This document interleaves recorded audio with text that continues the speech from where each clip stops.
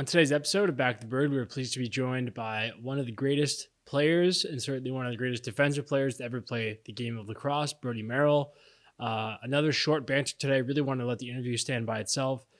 Thankful for Brodie for coming on and thankful for the Bird Gang. This is episode 100. It's been a crazy ride. Thank you for following along the whole way, and we hope you enjoyed the episode. Let's get into it. This is episode 100 of Back of the Bird. Run, baby, run.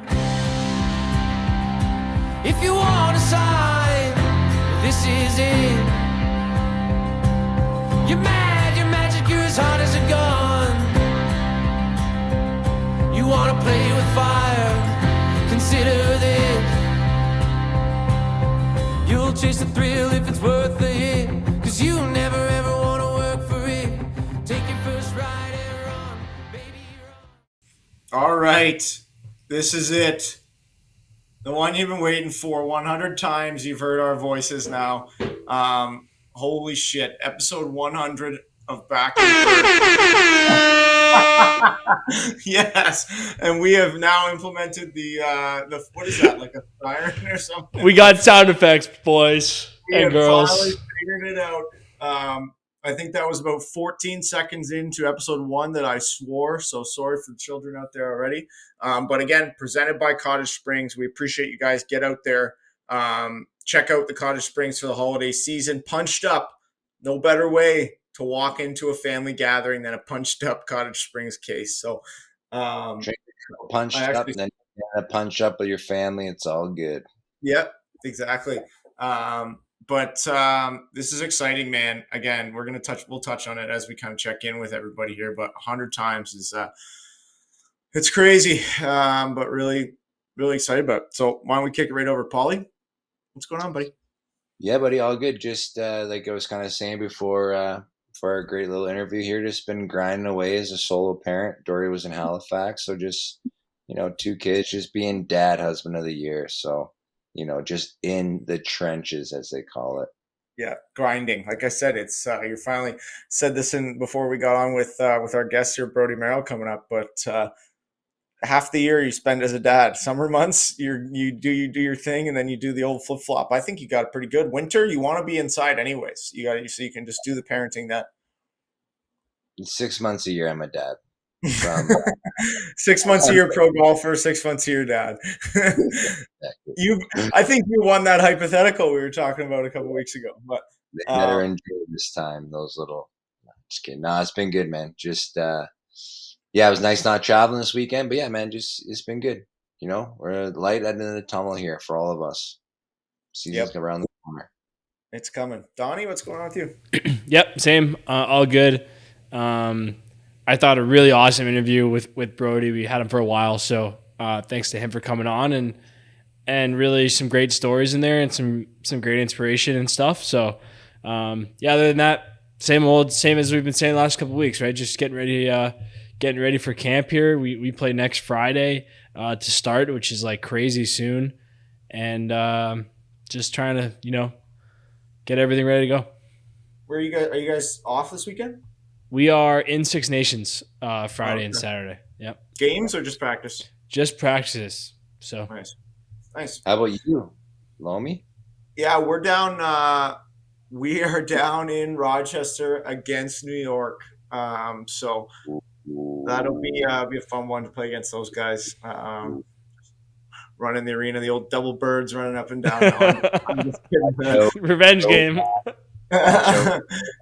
And your low backs are gonna be sore. I texted my good buddy of mine there, Kevin Brownell. I asked him if he was ready for his free Cairo adjustment Saturday night.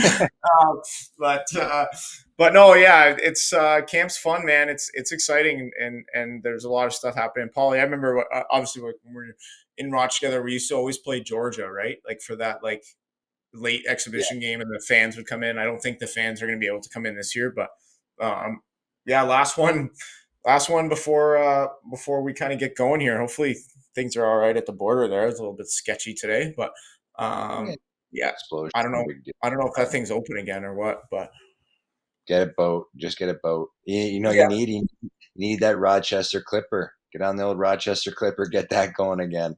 Is from that Toronto. when did they stop doing that? I think right after they opened it. It Yeah. lasted for like a week.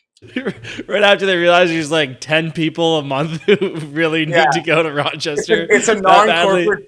non-corporate or non-commercial ferry for just passengers. How many people are like, fuck yeah?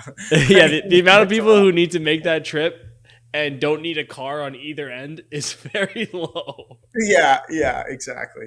But as we kind of mentioned, we're going to get into a little bit of our banter and catching up on a few things after the interview. But we've got a great one for you. Obviously, you're going to hear it in Donnie's intro when we do this, jump into this interview. But man, what a player, what a guy! The stuff he's done for the game. The effect he's had on it is going to last for a ton of years. I'm sure he's just going to continue to do it. So I think maybe we just jump into it. What do you think? Yeah, chuck All it right. right over. I'm going to see if I can not read the one that Donnie wrote last time. I like how you edited that out. I So edited it could. out for the listeners. I Ron Burgundied Lomi last week, and he didn't actually say what I wanted him to say, but I snuck something in our ad read, so Yeah. I edited it out. I did you a solid. Yeah. So, anyways, at Lucky Penny Media, we're a full-service marketing company without hefty agency ball sacks. Uh, we understand your brand is everything to you, and when working together, it means everything to us. You're more than just a client; you're a partner and a teammate. Our philosophy is simple: you grow, I grow, we grow. So here he is, Brodie Merrill.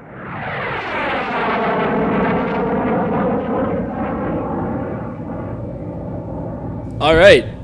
We are pleased to be joined this week by arguably the best defensive player to ever play the game of lacrosse. This Orangeville native was actually born in Montreal, according to Wikipedia. I hope that's right. Before moving to Ontario as a kid. He played college lacrosse at Georgetown University, where he was a two-time All-American and the winner of the Schmeisser Award for NCAA Player of the Year. He was drafted first overall in the 2005 NLL entry draft by the Portland Lumberjacks. After recently retiring, he ranks third in all-time NLL games played. He has the most loose balls. He's won Defensive Player of the Year once, Transition Player of the Year 3 times. In the field game, he won 2 World Championships as a member of Team Canada and represented Canada 5 times at the World Field Championships. He is the all-time games played leader in professional lacrosse, where he won 3 titles, in professional field lacrosse, where he won 3 titles and Defensive Player of the Year 6 times. He played 4 years in the PLL, one of which I was lucky to be a part of, where the award for the LSM of the Year is already named after him and was already named after him. For episode 100 of Back of the Bird, welcome Brodie Merrill. That's it. That's our all-time best intro. That took me like 45 minutes. Episode 100 too. I'm honored for that. That's good stuff. Well, I mean, we'll just kind of dive into what's going on right now. What's keeping you busy? How are things? Yeah, I've been getting that question a lot lately, and I feel like it's as you guys all know, like you kind of live double lives when you're playing professional lacrosse, right? And it's mostly on the weekend, so not a lot's changed for me throughout the week, but it's finding maybe I have a little bit more balance now on the weekends and kind of all in with my kids' sports and just doing regular dad stuff. So it's been good. Well, you might as well.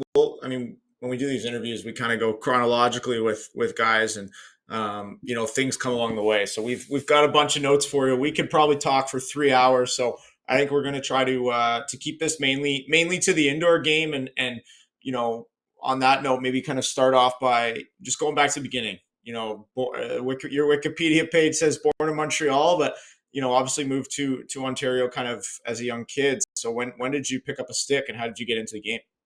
Yeah, it was so my family's from Montreal, and it was right around. If you guys remember, Paulie would maybe there was the referendum that was going on, and you saw a lot of Quebecers kind of head to Ontario, and that's what my family did, and we randomly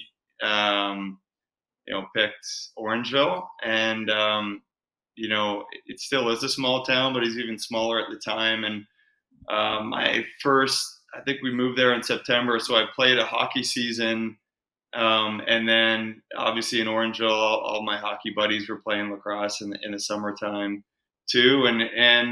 So yeah, it was just that. I'm sure like many, young Canadian lacrosse players, kind of it was what to do in the summertime. And yeah, I picked it up, and I like to say that it clicked right away. It's something I did enjoy, but it wasn't. It was more just something to do in the summertime. I was always so into hockey, and then that dynamic kind of changed as I got older. How old were you when you moved? I was 8 years old, 8 or 9 years old.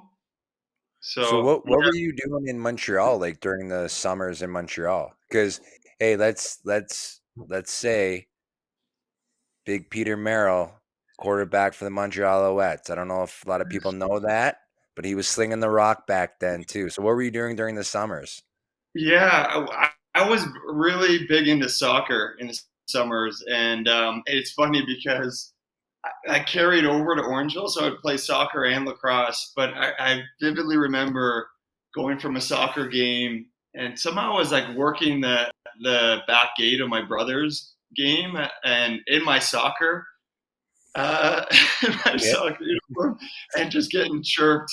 And I think that was the last day of hockey, or the last day of soccer, and because it's such a lacrosse town, so I was really big into soccer early in Montreal, and then that just went away when I got to Orangeville.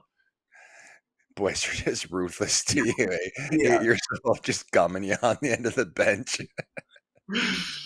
That's so funny. How'd you get out of soccer? Well, I was ruthlessly chirped into picking lacrosse.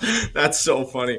You know what's funny on that note, by the way, is Tracy Kelusky started playing lacrosse because he went to Foot Locker with his dad, and John Grant Jr. and his dad made fun of TK for buying baseball cleats. So that's like at least two like legends who basically got bullied into playing lacrosse, and then it, wound up changing. To do that now with young kids and trying to get some kids into the game, I definitely use some of those same tactics. Yeah, they still run true. It's never fail. If you guilt somebody bad enough and make them feel like they're not doing the cool thing, then it'll work. We'll get them hook, line, and sinker. But what was it like growing up? I mean, you kind of touched on it. It's a big lacrosse community, but for you, what was it like growing up and playing for those teams in Orangeville? Yeah, so it was funny because Brandon Miller was just talking about this. I was at the Northland banquet, and there was an award named after his brother Kyle, who was my best friend growing up. Myself and another guy by the name of Matt Marshall. I don't know if you guys know Skippy at all, but we really played. And we weren't very good. Like Orangeville has changed. Now it's like kind of a machine. All the teams are strong and competing in A, but we're really like a small program community. And, I always remember getting called a hick, playing. I'm like, live in a subdivision. So things have changed, but we were never really, like, we always joke we won the D novice championship, and we were never very strong, and so yeah, until junior. But like when I look back at my early days of like following sports, like it was always the Northland, like going to Friday nights, like the 1993 to 95 teams. I can name all those players and all those teams, and so that kind of got into all our blood, and that was our dream to play for the Northmen, and the thing with Orangeville, and it still is to this day, like, and you kind of have a lot of we were a smaller center, but we would get, Peter Veltman who was in Halton, or, Brian Kazarian is the Owen Sound guy. So that's when, and my rookie year was like Josh Sanderson and Philip Sanderson and Brucey Codd. These were all kind of the older guys on the team. So that's when, I got, more of the taste of kind of Northland lacrosse and what it could be. I'm gonna assume T was coaching when you were a rookie, or who was coaching junior? No, it was actually Lindsay at that time. Okay. So yeah, I had Lindsay for all 4 or 5 years at junior, and he had just taken over for Terry maybe a year or so prior. And yeah, it was. I can remember getting healthy scratch. I actually got cut from the team my rookie year, and then somebody gotten hurt. And I was working at Sanderson Sports, and I remember driving. That's actually one of my coolest memories with T. Driving to my first game that I was a healthy scratch at 4, and he kind of, hey, chin up, you'll get your time and keep working.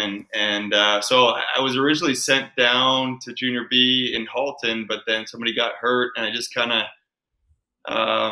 eventually got in the lineup and just started to kind of establish myself from there. But, I feel like Dan and I had a very similar, like we played against each other through minor. We were always battling each other for like B and the like mid-range B championship. So we had a similar path that way. And you guys were battling so much that you decided to drop the gloves at one time too. I wasn't there, but I heard it was a real slobber knocker. Yeah, it was. If you saw us both at how we're 15, 14, like we were like, the same height, but maybe like 120 pounds. My brother always says, and yeah. What does he always say? 2 olive oils going at it from Popeye.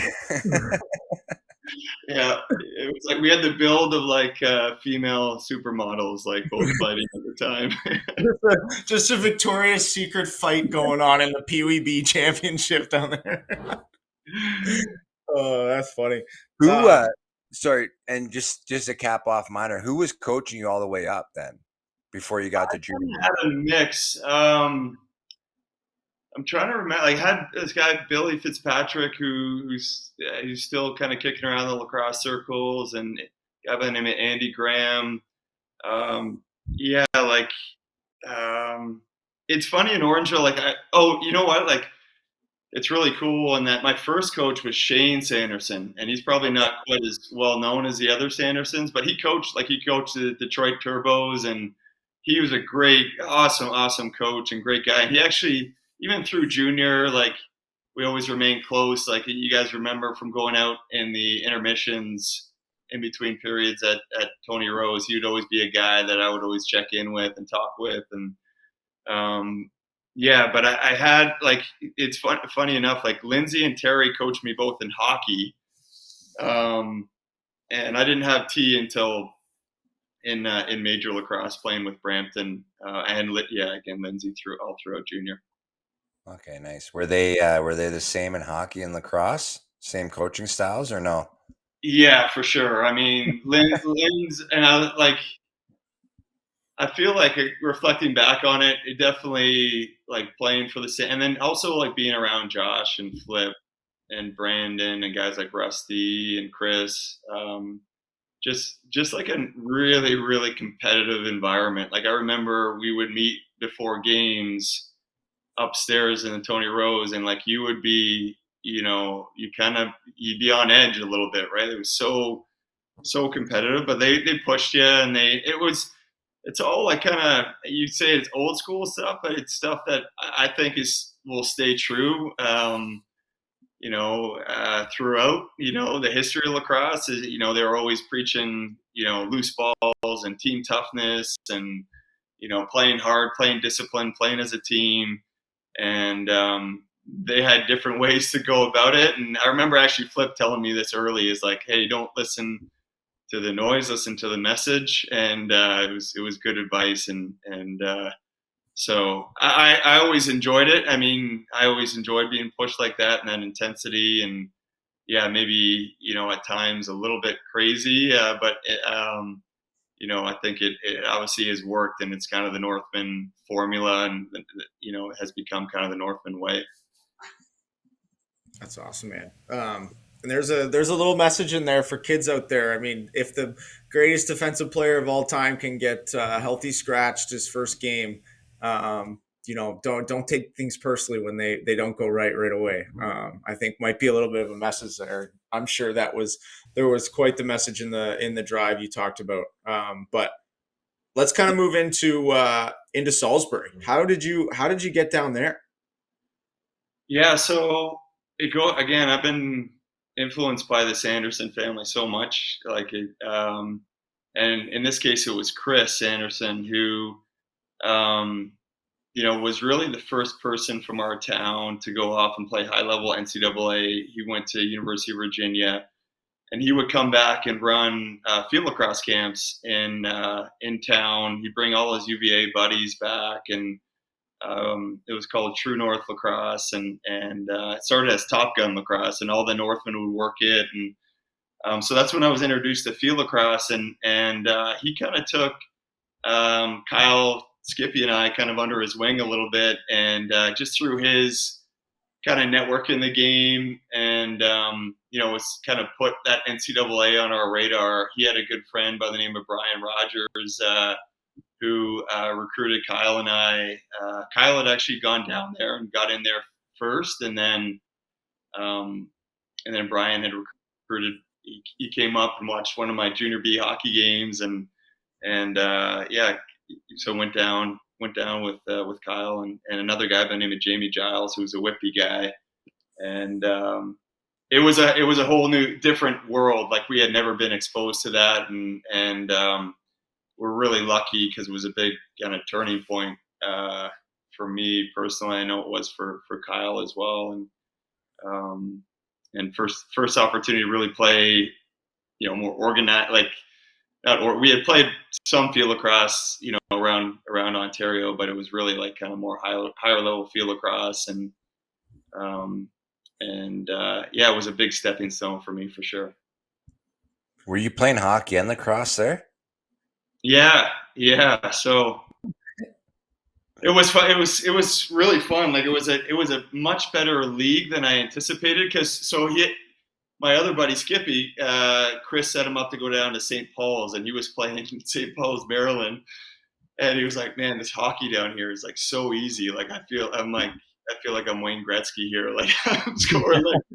And so I went to Salisbury, and like, that New England hockey loop is pretty legit. And John, and playing at Deerfield, or going to Deerfield, I'm sure got exposed to that, and so it was like but it kind of rejuvenated my hockey career a little bit. I had some great coaches there, and kind of, it was after I committed to Georgetown. Maybe there's something to be said for, as I started to kind of play my best hockey after I'd already like committed and gone. I kind of chosen to go the lacrosse route, but yeah, it was an amazing experience for sure.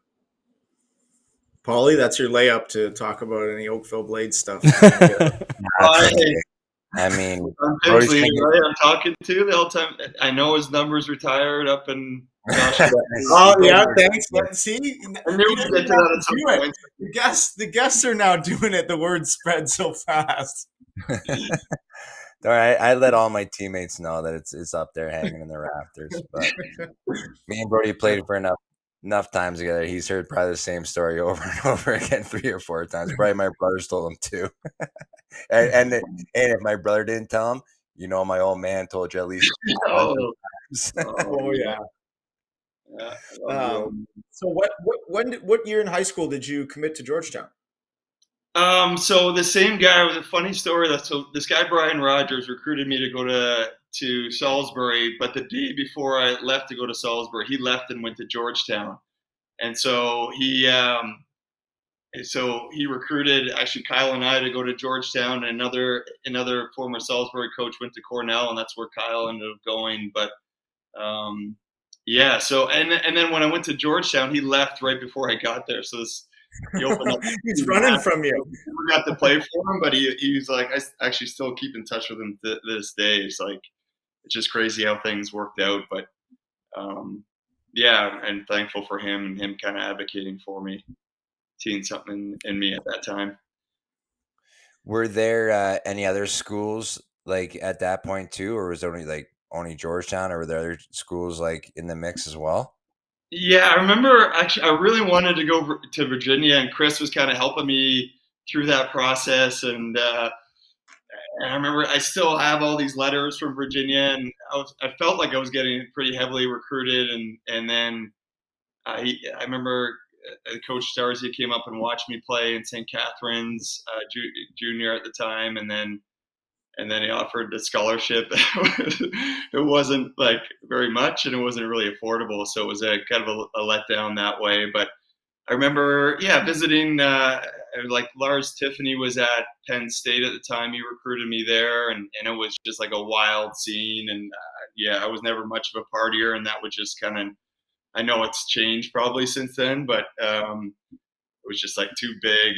And I remember looking at Middlebury, like a small school to maybe play hockey and lacrosse, but that was really kind of the extent of it. And once I got down to Georgetown, and visited there, it was like it was too good of an opportunity to pass up. How many students were? I mean, I guess at the time would have been at Georgetown. Yeah, like it's like 7,500, so it's not too big, but kind of big enough. So, obviously a big change for me being from Orangeville and then going down to Washington, D.C. It was right around 9/11 too, so pretty intense time. But I always say like my head coach is an awesome guy. He's from Buffalo, kind of that just humble upstate guy, and so kind of was a nice grounding presence, like a good balance from being in Washington D.C. and kind of felt right. I've always kind of, I'm sure you guys have felt that, like upstate guys just playing with different upstate guys. I feel like Canadians and upstate guys get along well. They always gravitate to one another. I got a random question that kind of popped in my head because I remember it was actually at the U19 Team Canada camp years ago, but Joe French was always telling these stories about like these secret societies at Georgetown or something. Like, is that something that you had ever heard of? I wasn't in those circles though. No, I don't know. It was, and again, it could have just been blowing smoke, but it was like these kind of like Georgetown pipeline to the government type secret societies. That was just madness. But there's definitely you definitely felt some of that government influence, like even some of my. I was actually, now that you mentioned, I was in class. I went to a few classes with Donnie Trump's son. Oh, no way. Yeah. Which one, Eric? The one that's really loud? No, like blonde. The blonde guy. Okay, yeah. I don't know. Yeah, he was, as you would expect, he was kind of douchey, but yeah. He literally wore a suit to class. Oh, see, like you should have given him the Brodie Merrill soccer uniform treatment. Get out of here, buddy. We don't need you wearing that here. There was definitely a little bit of that at Georgetown, kind of the preppiness and the government influence guys that were going on into politics. And like I remember being in a few classes, like how serious I took lacrosse is how serious some of these students would take classes at Georgetown, and especially in the politics. And I definitely needed some guidance to be able to get through and take the right courses as I went along to get through it. So. Yeah, I was just saying, how many more years of junior did you have when you were at Georgetown? So I think it was just one. It was 1 year. So I went there after going to Salisbury, so I was a little bit older going to school, and so I think it was just my 21-year-old. I remember coming back after my freshman year. I mean, it was, you definitely felt a big change, like especially at that time, there wasn't a lot of guys that were like training consistently. And so after going, and that was my first time, I remember even like picking up a weight was when I was at Georgetown, and then coming back and playing junior lacrosse, you definitely felt, and that was more so when I was starting to hit my stride as a player. And, it was, you definitely felt that advantage of playing, because again, there wasn't, it's in recent years, I'd say, like if you look at junior A, a lot of guys are playing NCAA, but in my time, there was a kind of a handful of guys sprinkled across the league. So and most of them were like offensive guys too. Like again, for like Chris Anderson being a goalie, Kyle being a goalie, like that was like almost unheard of. But the reason I asked is because when you were in your fifth year, I would have been coming in as a rookie, as a goalie in Burlington.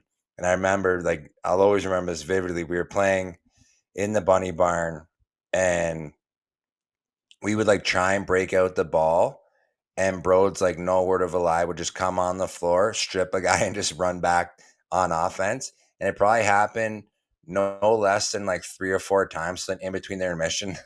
Our like game plan was like, hey, if Merrill comes near you, you got to get rid of the ball because he's just going to steal it from you.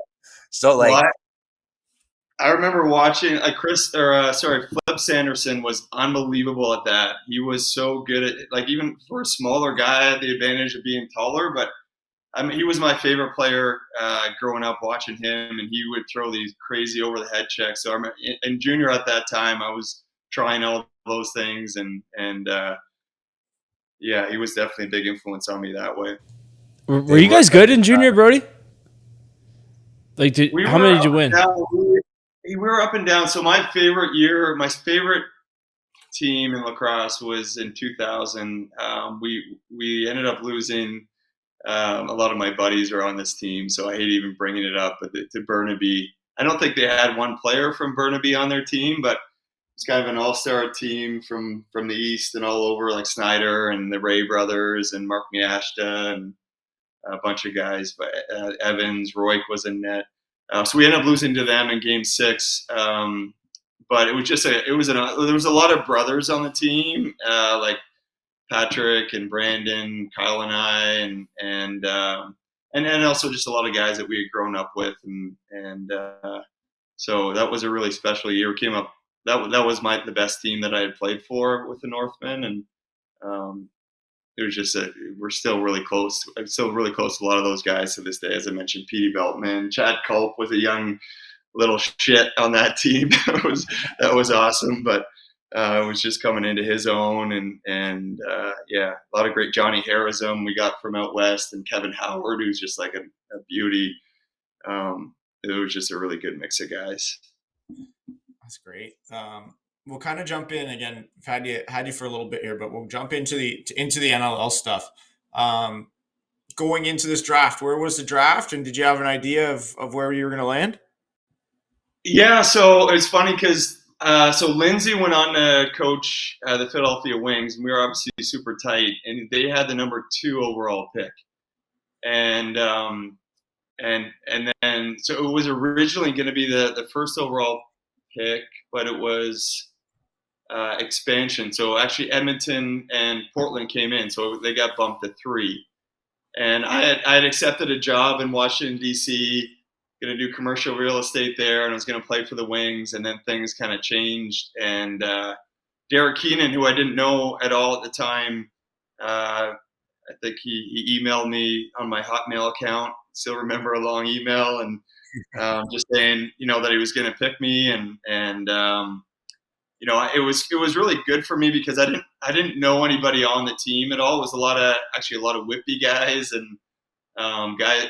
Usually with most teams you have a little bit of a connection with, and I kind of went in there pretty cold, and the draft was actually in Edmonton. I remember flying out to Edmonton, and that was a pretty cool experience, and at the Rexall Center there, and I don't know if you guys remember, but like Angela Batinovich was our owner, and she was like maybe 4 or 5 years older than me, and so a really cool story. Like, I mean, she was awesome, but she was kind of more like a peer, it felt like. So yeah, it was a really neat time in Portland. We ended up having like a really good start, and it was a city I had never been to before. It's a really cool. I hope one day they can bring it back there, because it's a really cool smaller city with a neat vibe to it, and so I have a lot of great memories from my time in Portland. How did that owner own a team, or what's the story there? Oh yeah, it's a funny story. So she was dating Lee Zink. You guys know that name? He's like an awesome field defenseman, and I think this is this was a rumor that the commissioner would do this a lot, but this was random. Like, they were living in Colorado, and they went to a Mammoth game, right? And so she came from a lot of money, and actually it was her and her dad, and her dad was an awesome guy, really successful real estate guy, and so she was dating Lee Zink, and kind of doing the math, like, whoa, this is like, how much do the guys get paid? What, they're getting paid like 10 grand, whatever it was at the time, and so yeah, she ended up, I think, maybe buying the Anaheim Storm, and then eventually bought her own, like maybe a portion of the Anaheim Storm, and then got a new franchise in Portland. And so I ended up this is really NLL, but so my rookie year of college, I ended up living, like, they didn't have a place for me to start, so I was living in Angela's house with Dallas Eliak, who was like a veteran goalie at the time, in his mid-late 30s. Him and I were like living in the basement of her house, and she started dating one of the guys on our team at the time, Adam Bysouth. And he was working for the team and playing for the team, and they were living together. And they eventually got married and had a kid together. And he only played for the team, and he was a great guy too. So it didn't feel as weird as it's almost weirding you out as you're telling the story. It didn't feel that way in the moment. But just felt right. Yeah, just felt pretty normal. Wild. And Derek, as you guys probably know, is like a no BS guy, and just like such a solid kind of presence, and so he would kind of nip anything that would, that would come up. But yeah, so it was a pretty unique situation, and that's when like Derek and I got really close there, and formed a really tight relationship through my time there. So yeah. And we'll kind of jump forward a couple of years. I mean, you mentioned it. You guys started off pretty well. Maybe take us through your memories of 2008 with that trip to the finals. Yeah, so this is another funny NLL thing. Hopefully we don't go back. We're moving forward. Yeah. But we had Dan Dawson's team in Arizona folded, but they said it was only going to fold for a year. They're just going to take a year off. So, they're going to come back the next year. So in the meantime, we'll lend out players.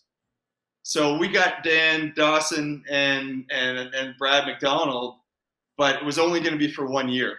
And we knew that they were going to go back to Arizona at the end of the year. Okay, so we ended up not having a great start to the year, and then kind of picked it up late, squeaked into the playoffs. But it was I feel like in hindsight, it was probably the best lacrosse that Dan and I had ever, like, we're kind of at the same time in our primes, and Dallas was like holding on by a thread in net, and like stole a couple of games in the playoff. We played Paulie with his rookie year. Scored my first goal against Dallas Eliak in that game. Not a big deal. So, and then, yeah, it was, I remember playing in the finals that year, and like in Buffalo, like the ground, like feeling the ground shake on the turf. It was so loud in there, and it was just kind of a back and forth game. We had some great chances to win it, and that was when Steinhaus and JT were, doing their thing, kind of in their prime too, and so just came up a little bit short. But it was, so we kind of thought we were just starting to kind of build something, and then so the rent-a-player thing, right? So the year is up, but Arizona's not coming back. So they decide. So we're like, oh, sweet, like we get to keep Dan and Brad, and then there might be a couple pieces, but they're like, oh no, Boston's coming in, and maybe another team, Chicago. So we're gonna. I still don't know the reason. It hasn't been explained to me that they're getting lumped in now to a new expansion draft. So then that's how he ended up in Boston, right? Because he, being the expansion pick. So, and then it was like a year after. That's when Portland ended up folding, and kind of went from there. Yeah, Derek ended up going to Edmonton, and it's so the last game. So we're kind of watching after Portland got folded. It was Toronto and Edmonton were playing the last game of the year, and whoever lost that was going to get the first pick in the dispersal draft. And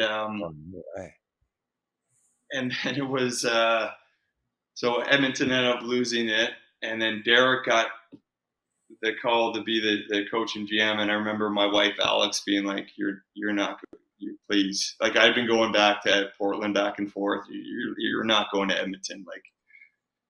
And literally, right when she said that, she could see my phone. It was Derek Keenan.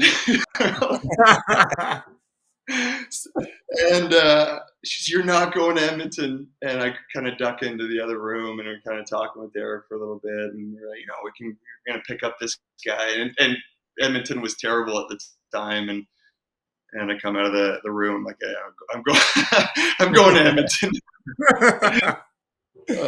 So we saw the dog. So the compromise, I got her. The dog's still kicking. It's still alive. She said, "All right, you're getting me a dog then." So how many years ago was that? So that was 2 years. That was like 2010. So yeah, like I felt like I've had a couple different stops where it's felt like Edmonton was in last place and it was kind of like a rebuild, but we ended up picking up some great, like Gavin Prout was kind of how I talked about with Dallas. He was like on his last legs and had a great year. We ended up making it to the conference finals that year. And so I don't know if you guys like, there's a clip. It goes to overtime. We're against the Stealth, and it's like a 50-50 loose ball, and like we're both reaching for it. Rabel picks it up. Rabel's playing for the Stealth and goes in, like jukes a guy, and then buries in overtime. And they ended up winning that year. But so yeah, it was cool. I mean, I loved Edmonton. It was a great smaller city, and it got really. I would say I had one amazing year there. Like when people ask me that year, like, "What's Edmonton like?" "Oh, it's not that bad. Like it's cold, but it's." And then the people are awesome, and then the next year we didn't have a very good year, and it was like Edmonton felt like the worst. Like every time I see David's face right now, I'm like, I watching that face my second year in Edmonton, where you're just kind of miserable, and that when you're winning, it's everything. All your problems, and the grass is greener, the sky's bluer, as we know. Yeah, winning solves all problems. That's the name of the game. But so from there, you get traded to Philly. Is that right? Yeah. So I can kind of see,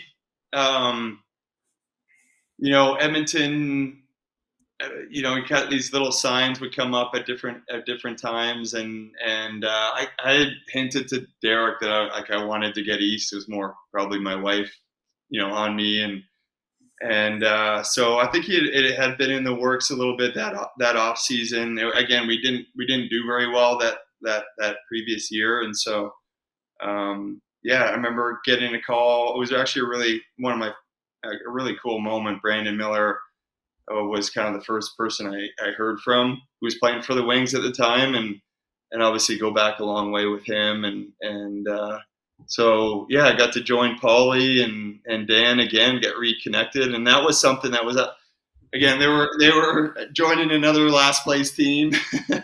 They had the first pick overall with the expansion and the entry draft. So getting traded there, they had some good pieces like Paul, like Brandon had some good pieces, and then Dan and Kevin Crawley. And so we had like a really good a good start to that year, and we had a good season. We lost in a tight one to Rochester, and then Philly wanted to go American. Yeah, we were so close there. We were building something. We thought we had the right mix of American Canadians, and then after that year it just went flip-flopped. The gyps flip-flopped on us. It's hard. Like I think in players, for young players, it's like so much of it is like your kind of career is like so dependent on the leadership that you have around you, and and so again, it's had some really. I love Philly. It was a great city, and but it's frustrating to look back on it because we had a really good core, and the team wasn't doing well attendance wise, and so I think they wanted to go all the funny. I mean, it's not funny in hindsight, but like they wanted to go all American, but in 2014, the U.S. coaches said to all the American players that not to play in the NLL. It was like that doesn't help. So it was like all our best players were like, oh no, we're not playing. The decision was made before that, or even after that they're going to go American, and then all of a sudden it was like, now we don't have any good American players to play on the team anymore. So it just became like a random mix of it was bad. But, just to fill in for the some good moments and some good experience, and playing with Dan and Paul, and Halsey was one of my closest buddies in the game, and Brandon and I had some really good memories there too. And so it wasn't all bad. It's just more like what if, kind of dwell on that a lot in hindsight. But yeah, and then I actually really appreciated Mike French and Lisk. I had found out that I'd already had my daughter at the time, and I was finding out I was having twins, and they agreed to trade me back to Toronto at the time. I mean, to touching on it, maybe just you kind of talked about it a little bit, but any funny stories or anything from Dan and Paul playing together on that team? Oh man, I mean, none that my wife can hear on this. Both these guys in different ways. Like, they're sarcastic. You don't know if they're like serious or joke. Like I do, knowing them so well, but other guys don't. And the pranks, and like Dan with the prank calls, like the pretending to be a reporter. Like, we'd be sitting in the hotel room after a game, and he'd call somebody on the team, pretending to be a reporter. He'd have it on speakerphone. And he just has that special talent of just being able to hold it together with that stuff. But no, man, these guys. I mean, we're all really close, so it was a really fun year, and yeah, it was a great mix of players. But yeah. I don't. You guys always kind of stay. It kind of reminds me of Patrick and I. Like, you go at it sometimes, but you kind of also know when not to push each other's buttons too. So yeah. Oh yeah. No, it was. Those were all. Yeah, those were. I mean, again, obviously going later on playing for and with Patrick, like there's some of your fondest memories. But yeah, you still always have that like brother stuff and whatnot. But the travel that comes up, and you're grumpy, and you miss a plate, and you start getting on each other a little bit. Back to like when you're 7 years old, when your brother beats you in basketball on the front porch or something. What's the only way to solve missing this flight? All right, we got to fight in the airport. So from there, I mean, you talked about it. You get traded back, or you're back home, kind of local. What was that like? I mean, I think it would have been 2015. You guys made it to the final there. Yeah, that was a really emotional year, because I remember getting traded. Terry Sanders kind of coming full circle, and it was for the first time in my career, kind of having, being through Portland and Edmonton and Philly. Like, Toronto was established. Toronto was full of like veteran leader, and the team was, ready to win, and I'd made a few moves in the off season, and I remember Terry, like, meeting with him in the Tim Hortons. I know a lot of guys have stories like that with T, meeting in the Tim Hortons. Hey, I still have the Post-it note actually with like my contract. I can't pay you as much as Doyle, right? Like, he's, I just can't. All right. And I'm like, yeah, I get a T, whatever. Like, just, I'm just happy to be here. And you know, it was really actually surreal to play for the Rock and joining Patrick and Shooter and all the guys. And actually, and Doyle and Garrett had just had season-ending injuries, so there was. And then right before the season, T passed away suddenly, right in the fall, and I was actually just talking with John Level, who reached out after I retired, and just like that first team meeting after T had passed away, and John, it's the most memorable moment in the NLL that I've had. It's just the feeling in that locker room and the emotion, and it was a really kind of, you definitely felt T, and we played for something. We were playing for him that year, and it was like a magical year that way. Like it was, actually, Garrett Billings has a good line. It's like, when you have a great team, everybody says winning's so hard, but when you're on a really good team, winning's actually easy. It feels. And I remember just like demolishing teams. Like, I'm like, guys, this is crazy. Like, I've never been on, like, I've usually been on some playing on some bad teams where it's like taking your lumps, and where it's like we're just rolling and winning handily. And like, it was the only regret was just not finishing it off. We kind of gotten over the hump of beating that Rochester team in the semis in a mini game. Are we still allowed to use that term? I don't know. We should probably stop using that term. Forget it ever happened. Bad memories for guys. But and then we kind of I felt like it was a big hump we got over, and then a little bit of a letdown in the finals. We ended up losing to that young Rush team with Mark, and they were kind of up and coming there. So, but overall, it was just an amazing year, and kind of surreal to be back playing for the Rock, and always went to games in the Maple Leaf Gardens growing up, and just like, I don't know, I'd always traveled. I'd have to say that I'm probably the most traveled guy in the NLL when it comes to like air miles and flying all over the place. And where it was nice, I was living in Oakville at the time and practicing at the track, and sleeping in my own bed after games. It was it was a pretty amazing experience. So, and just a top-notch organization, and so that was a really, really memorable time. Well, and I mean, you played with your brother that year too, right? Yeah, it was kind of a neat progression with the Rock. So it was, and I've been that. It's funny, you'll see certain teams where everybody kind of gets old at one time, but you have your last legs, right? Like, so it was Patrick, it was Josh, it was Doyle ended up coming back actually, like right in the semifinals was like the first time he had played that year.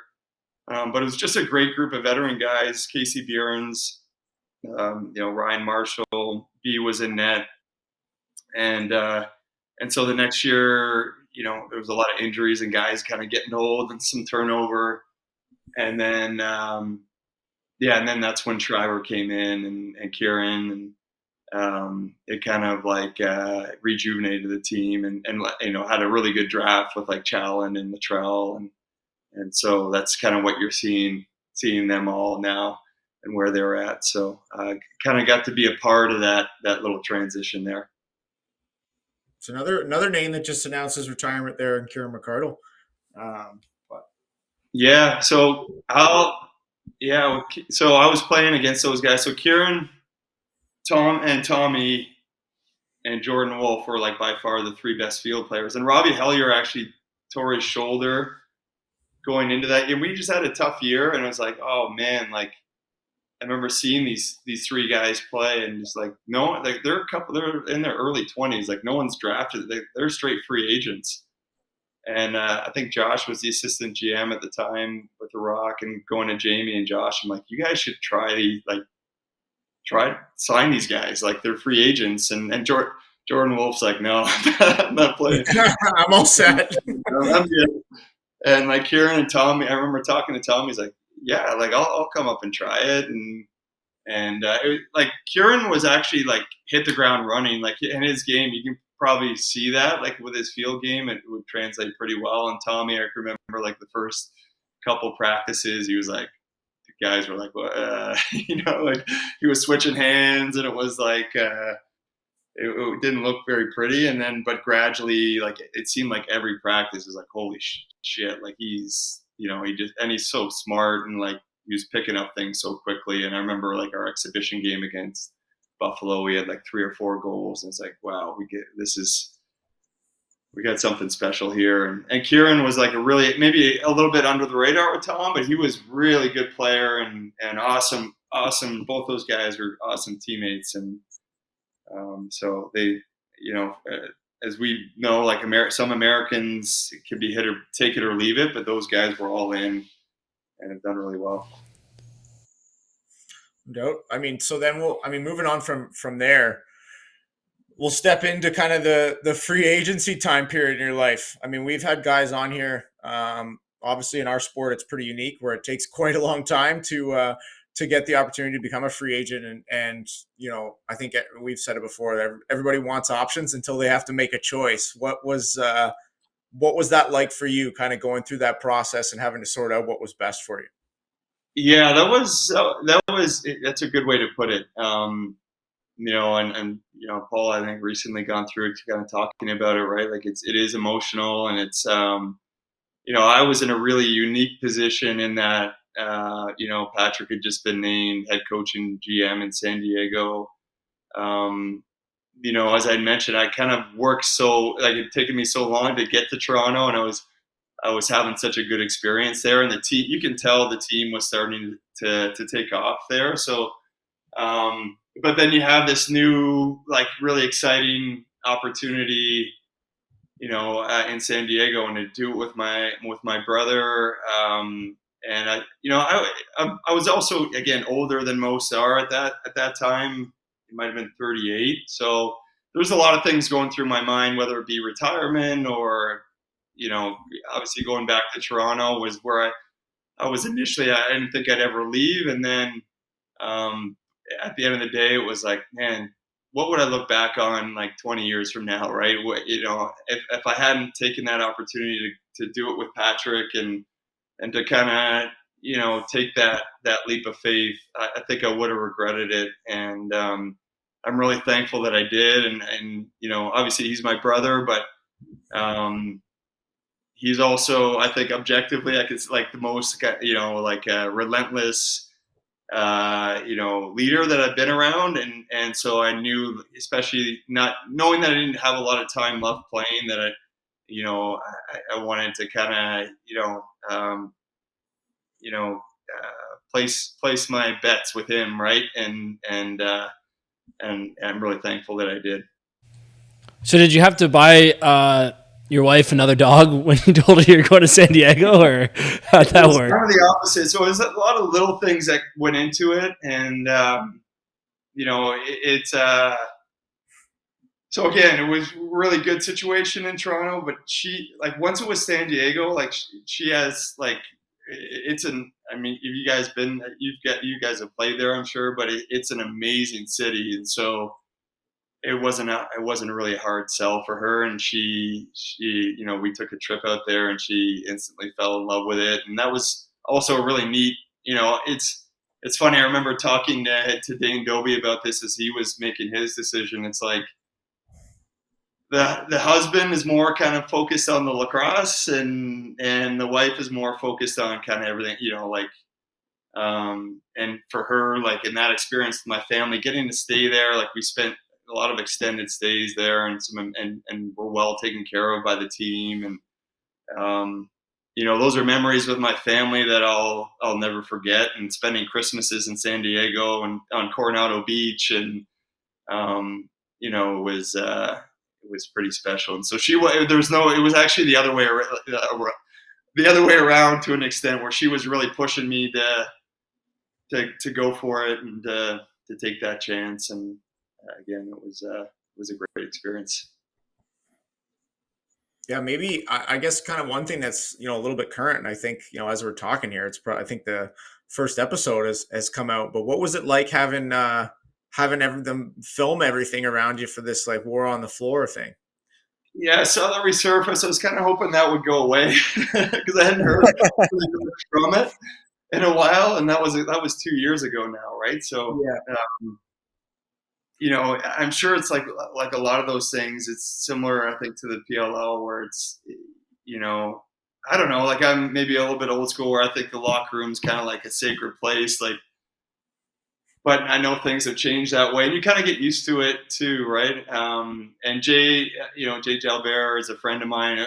Played against him, and he's an awesome guy, and so you knew he was going to do something pretty cool with it, and so you just went for it, and yeah, like I don't know.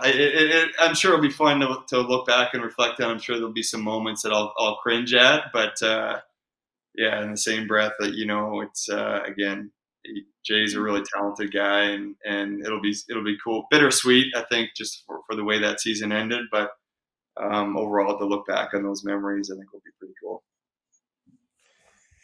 Kind of like not like switching gears, but just like playing for Patrick and then playing with Patrick.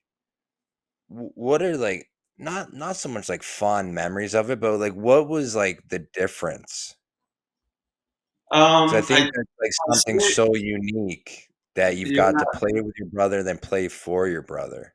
yeah, no, it's people ask me that a lot, and it was actually, I'm sure, like it was very easy, like, and it kind of like big brother little brother relationship, like, and it was like that playing with them. Got to play with them in junior and throughout senior. I'm sure you can relate to that. But as a coach, it's similar, right? And then also being kind of older in my career, but he's also not one like I think he'd take like him and my mom or something this way. Like he's not going to beat around the bush. Like he's very direct, and so it was just so many cool memories that way. Like, and it's kind of funny. I'll point to one where it was the COVID year, and we got off to a bad start in our season, and we were like in a must-win against, and he was feeling the heat. Like, there was pressure, and we had this great season the year before and didn't get off to a good start, and we had this overtime win in Vancouver, and it was just excitement. And we just had a big hug on the floor, and I think we were like 1-4 at the time. It was like the biggest one, like the biggest 1-4 win. Like I'll hold that win up as one of my most memorable wins because it kind of then we turned things around and kind of got rolling in that season. And but it was like I think we're all feeling the pressure, and you know how it is with your brother when he's stressed, you're stressed, right? And Yeah. you kind of you feel a different weight to it, and so you're a little bit more sensitive to things. I'm sure it's kind of vice versa too. But I know him and playing with him, he's just somebody that you want in your corner, and so I knew kind of in my latter stages of my career, who else would I rather trust with that than like my best friend, right? So. But it was very like the coach player thing was very natural, and you would, it didn't feel, I don't know, maybe for teammates it would feel a little bit weird at times, but I try to really respect that coach player dynamic. And I never was really one to like to meddle with, like, I would try to give that to the young players too, like be a player, don't worry about who's in the locker room, what the trades that are going on and all that kind of stuff. Is that your job's hard enough as it is, and so I always kind of respected that coach player dynamic. It also helped having Billy and Josh there, two of my like most well respected teammates and guys that I really looked up to in the game as being there as well. And Billy and I, being a defensive coach, we were like this, right? And you'd be hard pressed to find a better person in the game than Billy. So. I know you hear that a lot, Paulie, in your family. I know it's. We call him Ryan in our family. There's something to that though. So and Josh, again, was kind of an idol for me growing up, and then Steve Govett too, and his his impact and leadership there too. So Yeah, and it always starts with the top, right? I think in every successful organization, with Joe being there and kind of his humility and how he runs things, and like it's kind of a cool story. Our first ever game in Colorado, he popped on the bus. He's like, "Hey, I like it physical." So, like, all right, Joe likes it physical. Let's go. I think in the first 5 minutes, we're punching guys and greasing guys. That's good. Kind of capping things off here. What for you? What went into the decision for you to decide it was time to walk away from the game? Yeah, I felt like I've been probably chasing it a little bit in the last few years, and it was always I feel like I've been saying, just one more year, and it's hard, as you guys, like it's and sometimes maybe you're the last to know when it's when it's time to hang them up, and it felt like I was still still healthy-ish, for the most part, and now I think the driving decision for me was just like my family, and not really wanting to miss any any of my kids' sports, and and the travel and the game itself is the fun. I'm not going to say it's the easy part, but it's what we love and what we're passionate about. It's kind of the challenge and the struggle is kind of everything else that goes into it. You kind of you can. It's not as you guys know, it's not something that you can kind of go half in on, and you're going to get hurt, or you're not going to last very long, and so that was always my thing. If I can go all in on it, and I just felt like I couldn't do that anymore, and compromise other aspects of my family life or my professional life, and so that's when I knew, and I 40, 42. So it was it was time, and so felt pretty confident in that. Do you miss it at all right now, or no? I know it's so early. I do and I don't. Like I mean, I love, like some people kind of dreaded training camp. Like I love training camp. I love like the first runs. I still like one of a good advice that I got from Chris Schiller, who former teammate of Paul and I, is like one of my closest friends in the game. When he retired, he kind of went, is like, one of those, I can't wait till I retire. I'm not going to train. I'm not going to do anything. I eat what I want. And he's like, man, I got pretty down. I got pretty depressed. I couldn't sleep. He's like, man, just keep on some kind of routine, keep working out, keep training. So I feel like that's helped, and it's kind of stay in that routine and stay active. And I'm kind of immersed in my kids' sports too. So that's helped. But I do miss the game. I miss, you kind of, it's that feeling in the air this time of year, right? It's like that buzz where it's like, everybody's 0-0, right? Everybody's got that aspiration to be the last team standing, and so I think anyone that retires, and you're going to miss those different aspects of it, and I'm probably going to struggle with that at different times if I'm being honest. But in the same breath, I know that I'm very fortunate and really grateful. Like it's kind of been put that in perspective with all in the last month or so, just hearing from different teammates and sharing different memories over the years. It's I can't be anything but just thankful. That's great, man. Great way to summarize it. But we've had you for a while here again. Just kind of want to touch on quickly, and I'm sure we could do an entire episode on it. But the Hill Academy, what's your kind of origin story there? How did things get going? We don't have to go kind of fully into the weeds, because like I said, we could talk for a while. But how did things get started there? Yeah, it was like, I like to say there was big plans for it, but it was really like it happened really like I don't know, randomly, I guess, and it's incrementally.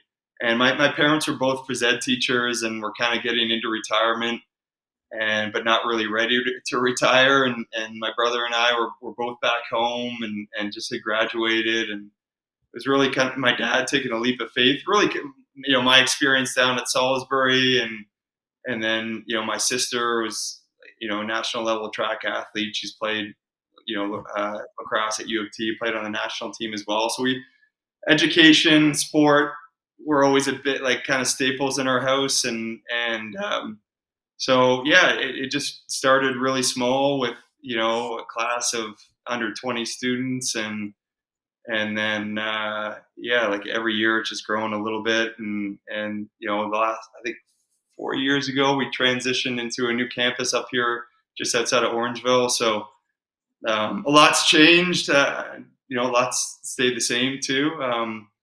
But for me, it's been a dream job, and it's been pretty neat to be a part of. And my parents have since retired, so working alongside my brother and sister, and obviously all the great staff that we have there, and coaches. So yeah, so now my daughter is at the Hill, and my two sons will be there next year. So it's and a lot of former teammates I'm now coaching their sons, which is and daughters. Some daughters are at the school too, and it's been pretty neat. Whether I remember Jeff Teed as a ball boy, Dyson Williams, coming with us to our Man Cup trip out there, a crazy Man Cup trip.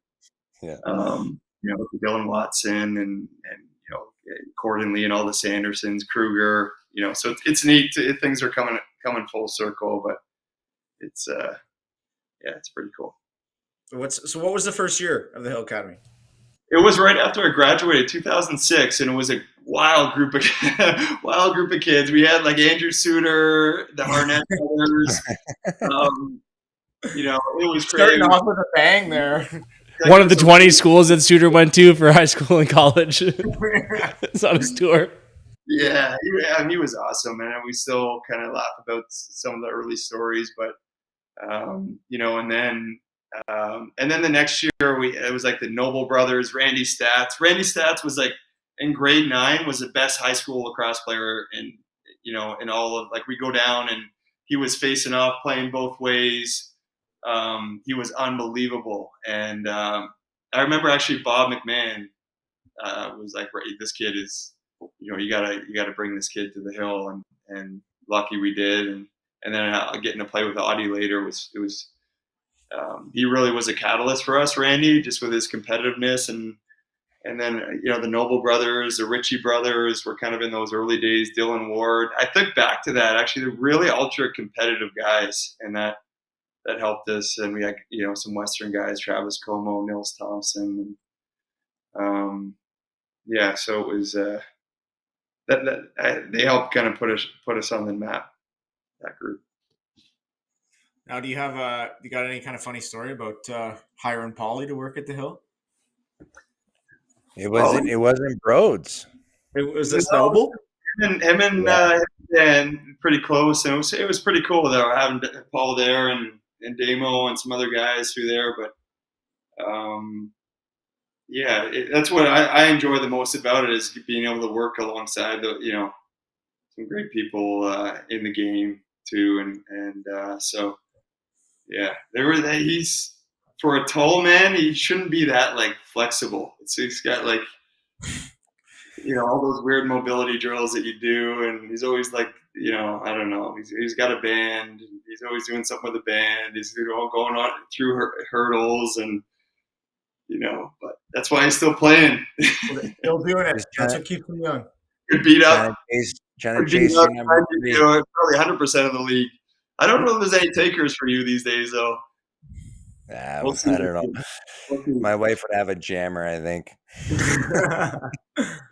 She'd be screwed. She's got the wire crossing ability too. She'd be cheering in the background. Yeah. When your kids start getting, like, I scarred my daughter once, getting body slammed by Zed Williams. I think that was when she saw that, I was like, all right, I'm done. I'm done with that. But until what I guess kind of two things before we let you go.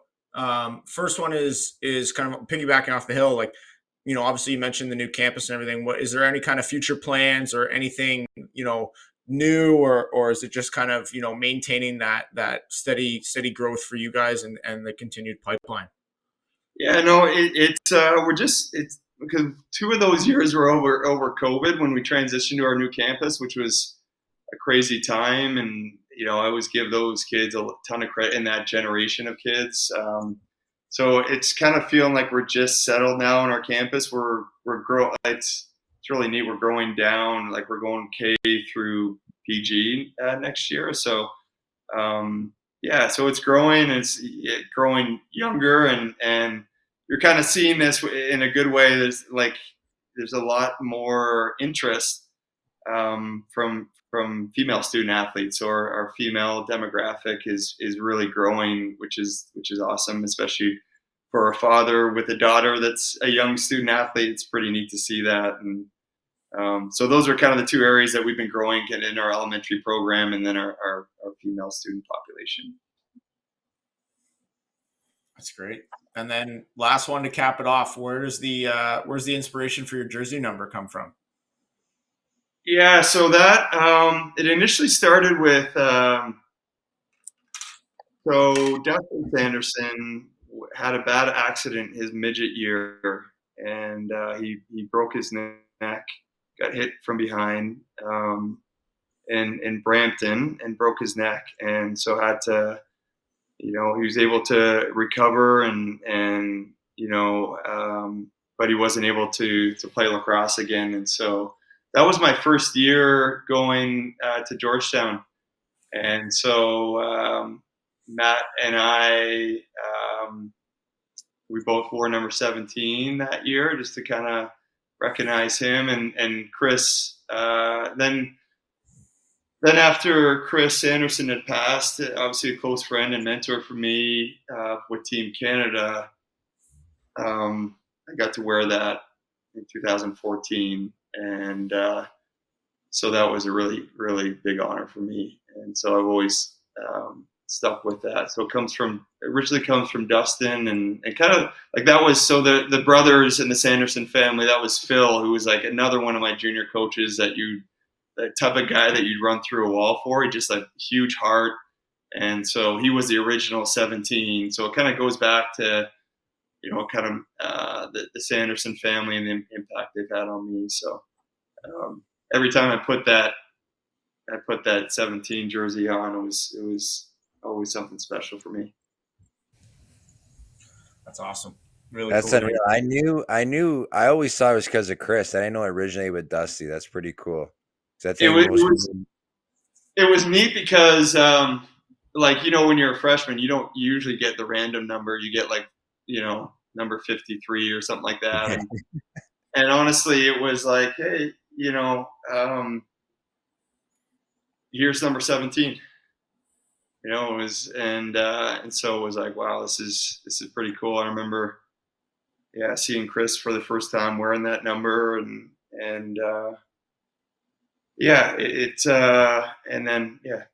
it's everything that Chris has done for Canadian lacrosse, and that was, again, one of my favorite moments in the game was being able to win that gold medal right after Kyle and Chris had passed away.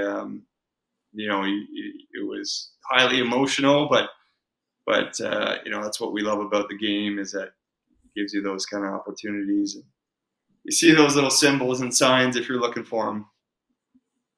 100%. That's unreal, man. That's awesome. Well, again, we appreciate you taking the time to sit down with us, man. And can't say enough. I think it was pretty cool to see your posts and see, even just taking a scroll through the comments, like all the different names of lacrosse, leaving a comment for you, talking about, maybe what you meant to them, or all those different things. So congrats on a fantastic career. Incredible. And thanks for, again, taking time to sit down with us and tell a little bit of your story. Thanks, boys. I love this podcast too. I always enjoy listening to it. It's awesome. I love getting insights from the different guys, and you guys do an awesome job with it. So we appreciate you having me on, and good luck this year. Thank you. Thanks, Broads. I'm sure we'll see you soon.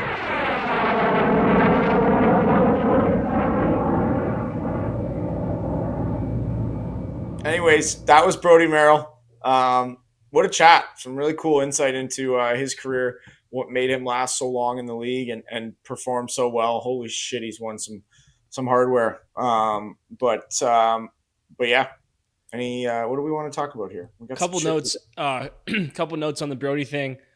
First of all, I stumbled through the intro. Not good. I'm not the intro guy. Everyone plays a role. I'm like 0 for fucking 7 on intros.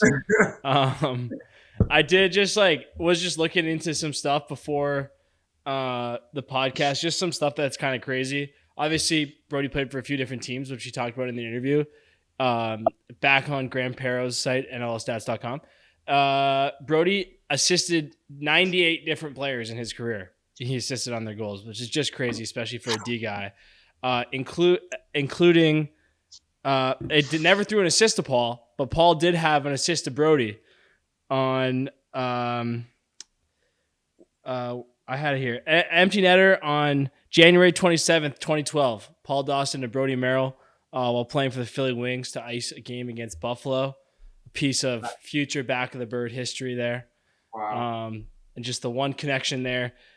Brodie's most frequent goal, his most frequent assist person, and his most frequent goals scored on his assists are both Dan Dawson, which is the same for both of you guys. So apparently everyone just feeds Dan and also feeds back. There's just a little fun facts. I got some fun facts. Dan's gonna listen to that and say he made all 3 of our careers. Yeah. Also, Paul doesn't know anything about lacrosse. He said Withers is going to be not in the top 5 face-off guys. He was in the top 5. So tough one for Paul there. Hey, like Brodie says in an interview, obviously you can't understand my sarcasm. Yeah. And maybe we touch on a little bit of that top 5 face-off. Just briefly, all-time hilarious top 15 defenseman. Shout out Jacob Rouet, notorious O guy, coming in at number 14 on the top 15 defenseman list. That's a guy that's a Swiss Army knife. You're playing so well offensively that they were like, wow, I bet he would be a top 15 D guy. So shout out Rouet. That's an incredible accomplishment in itself. Bird Bump. I think he really turned his game around once he came on our podcast. Yeah. Thanks. You're welcome, Rouet. Yeah, as so many others have done. If you want to play better, come on. Yeah. We'll get you an award for a position you don't play if you come on our podcast. But yeah, and some great feedback from last week's episode. So if you haven't listened to episode 99, give it a listen. Some pretty cool stuff there with the commish. Really smart guy, and obviously it's great that he's at the helm. Outside of that, I guess around the league, there's really, kind of transaction deadlines. I think rosters are due like Monday or Tuesday next week. So that's obviously the big next one that's circling the calendar. Now some teams are off this weekend. Some teams are on just because it's like that 5-week window to do 4 weeks of camp. So again, good luck to all the guys that are kind of going into that last week. This is where teams are made, and then we're into the mix here. So there's some exciting stuff going on, man. It's all I think.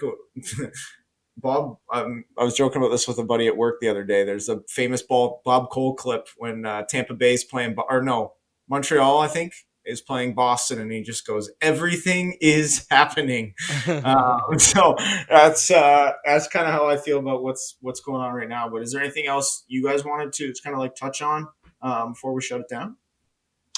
No, obviously just transaction wise, Kieran McArdle, we kind of mentioned it in the interview, but just again, a guy you play with. I never played with him, just played against him, but we had him on the pod, and just kind of a cool story how he came to the league and excelled as an American, which is tough to do. But just congrats on a hell of a career for him, and all the best in the future for the Cards.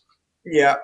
Thanks for reminding me there. And again, no, I just brought it up in the interview because I'm such a good friend. But yeah, all-time guy. Had so much fun playing together. I found this the other day on my phone, and I could you can see this if you're watching the video. That's a picture of me and McArdle after we both got we got naked mild basically, and had to in beer pong, and had to sit under the table for a whole game. And it was actually like right then we're sitting under the table, and I told him he was giving serious dad energy, and then he kind of paused, and I was like, "Holy shit, are you having a kid?" And I guess I was like the first person to find out. So it's kind of a hilarious little a little way that we stumbled into that. But yeah, it's just awesome guy. The game's gonna miss him, but again, opened up the gates for some Americans to come into this game. So awesome, congrats. Yeah, for an American O guy, as good as he was, also fought a couple of times too. Pretty hardcore. I have more played against him in the PLL. Just he's crazy, man. He's an awesome player. Just scores goals. So congrats on the end of the NLL road for him. Yep. So does that do it for us? Episode 100? What do you think? Real quick, just so many good moments in that Brodie interview. Another one of my favorites, just want to mention, was the player dating the owner, and then the what Brodie reminded me of is when your buddy from home comes to college and you're like, oh, he's a beauty, and then you start telling him about all the weird shit that they do. Yeah, and and you're like, oh, now that I say it. Right, maybe we are a little nuts, or like you tell one friend group about like the things you do with another friend group. Yeah. Oh man, we're nuts. Yeah, halfway through that story, Brodie was like, "Wait, this is pretty weird." Yeah, that was good. That was good humor. That was peak. That's like, again, you gotta mention it. Like, that was peak old NLL. You had an owner dating a player. The player was on the team, but again, like, funny because it all ends up like being good. They're still married, like have kids and stuff, but just like, again, she was probably like mid-30s when she owned the team, so she was like still in the mix, like, and then she was a pretty good looking girl. So congrats to Adam Bysouth. He also picked up a little bit of a sugar mama, but that's it. I never knew Brodie and Dallas Elliott lived in the basement of her place with Fire Dogs, and just. I think you throw Dallas Elliott in a basement too. That's just got to be a whole nother case of crazies in there. I got a feeling that guy wears his gear to bed. But I think the two like epitome of the old NLL stories that we've had on the pod, at least to me, and maybe I'll try to cut some of these up, was that one, and then Dan talking about Columbus and how they would rush to the bank because they didn't know whose checks were going to cash. One winning cash, yeah. Yeah. Couldn't be the last guy to the bank. That's so funny. How far we've come. Sometimes you gotta look back to where you started to understand where you've come, and I think that puts it in perspective pretty good. Sometimes when we complain that maybe a meal's a little cold or it's not that great, I think you got to think about the feet that walked before us so that we could run here. But yeah, again, we want to give a shout out to everybody that listens. Another thing, obviously we put this out on our social, but if you're looking for Christmas gifts, get some Back of the Bird merch. Use code BOTB15 for 15% off. They're feeling generous there, so you're basically avoiding the tax, and it's and a couple extra points. So enjoy that. Get it for your family. If you love them, they'll be wearing that around. We want to see those pictures of stuff out there too. I got a PLL code too. If you're looking for PLL merch, I'll put it in the show notes. There you go. Yeah, there's a little competition. If I win, I get some bonus. Don't think I'm gonna win, but if you're looking for PLL merch, you don't have to buy my jersey. Let's get these people going. Use Donnie's code. Is it just for your jersey that you can win? Nope, it's for, I believe it's for all merch. Okay. Yeah. All right. We'll use Donnie's code. Using Donnie's code to buy another guy's jersey, that'd be amazing. Yeah. that would be so fucked. Donnie, you won the competition, but you didn't sell a single jersey. We sold 150 Knowlting jerseys, but they all had the Donville code. Hey, I am thinking about just offering someone part of the winnings just to push me, like trying to get a grassroots campaign here. Let's take on the big dogs. Let's take on the high earners in the PLL and see what we can do. I think that's a good way to do it. Yeah. So I'll get it posted by Friday. Okay. Yeah, get that out there. But yeah, again, thanks for everybody for listening. Thank you to Cottage Springs, Lucky Penny Media. The return from the dead lionized supplements. I don't know what's going on there. I haven't gotten any text back, but hopefully it comes back to life. But yeah, we appreciate you guys, and we'll chat with you. What'd you say? They're still digging out of the grave. They're not dead Yeah, yet. you ever seen Kill Bill when the guy's doing like the 1-inch punch to get out of the coffin? That's what's going on right now with Lionize. So yeah, we appreciate you guys, and we'll chat with you next week for episode 101. Peace.